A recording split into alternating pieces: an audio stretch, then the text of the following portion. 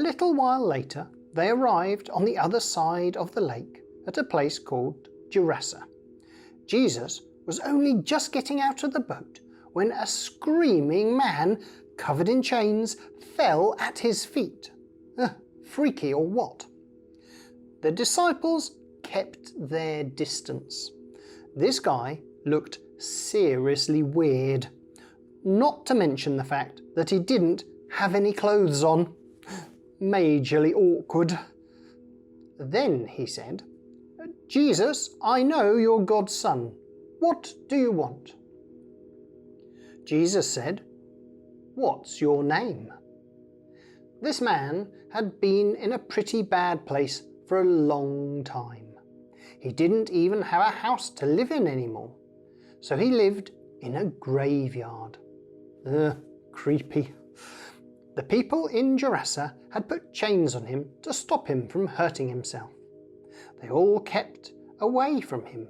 He was super scary. Do you remember we met a man a bit like this guy back in chapter 4? The man in the chapter 4 had an evil spirit living inside him, and this guy in Gerasa was just the same. That's why he had a major reaction to Jesus. The evil spirit inside the man knew that Jesus had the power to chuck him out. Anyway, so when Jesus asked what the man's name was, the man said, Legion. Did you know Legion was the name for a big group of Roman soldiers? A legion could sometimes include up to 6,000 men. So saying that your name was basically a lot of Roman soldiers is a bit odd. But if you think about it, it kind of makes sense. There wasn't just one evil spirit living in him, but lots and lots and lots. But you know, it didn't matter to Jesus how many evil spirits there were, because all he had to do was to tell them to leave. Just before, Jesus told the legion to go. They spoke to him. "Please, don't send us to where we'll be punished," they said. "Send us into those pigs over there instead." And, strangely enough, that's exactly what Jesus did. The pigs suddenly rushed down the hill and ran straight into the lake and drowned. Ew. Why didn't Jesus just get rid of the demons and leave the pigs alone? Well, the short answer is he knew it wasn't the right time yet. God would defeat evil in the end, but for now, all he wanted was to heal people, to set them free. The men who'd been looking after the pigs couldn't believe what they'd just seen. They ran into town and told everyone. No one believed them, so they came to see for themselves. The very same man that they'd left chained in the graveyard seemed completely normal. He even had clothes on, which was a major improvement. You'd think the people would have been amazed, but actually they were quite scared. So they asked Jesus to go away. They were properly freaked out. As Jesus and his mates climbed back into their boat, they heard, "Jesus, Jesus, wait for me. I'm coming with you." It was the man who'd just been healed, splashing his way through the water, trying to climb into the boat. "No, you're not," smiled Jesus. "Go home. Tell as many people as you can about what God has done for you." As soon as the opposite shore came into sight, they saw a huge crowd. A man called Jairus was at the front of the crowd, and he was desperate to see Jesus.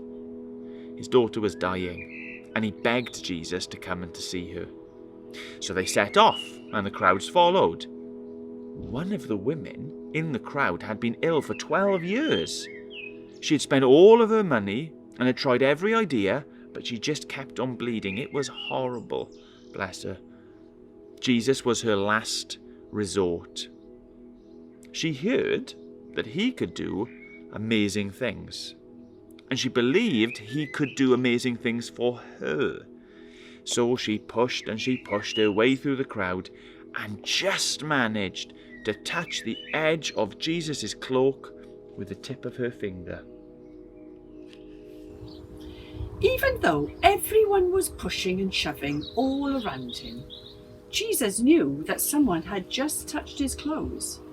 He stopped suddenly and said, "Who touched me?" His mates thought he was being a bit odd. "Everyone is pushing you. What are you on about?" "No," said Jesus. "Someone touched me. I felt power leave me." The woman came out from the crowd and knelt on the floor in front of Jesus. She explained, "I've tried everything. I've been ill for so long, but one touch of Jesus and I'm healed." "You're healed because of your faith," said Jesus. "Have peace from God." Meanwhile, Jairus had been waiting, worrying what was happening to his daughter.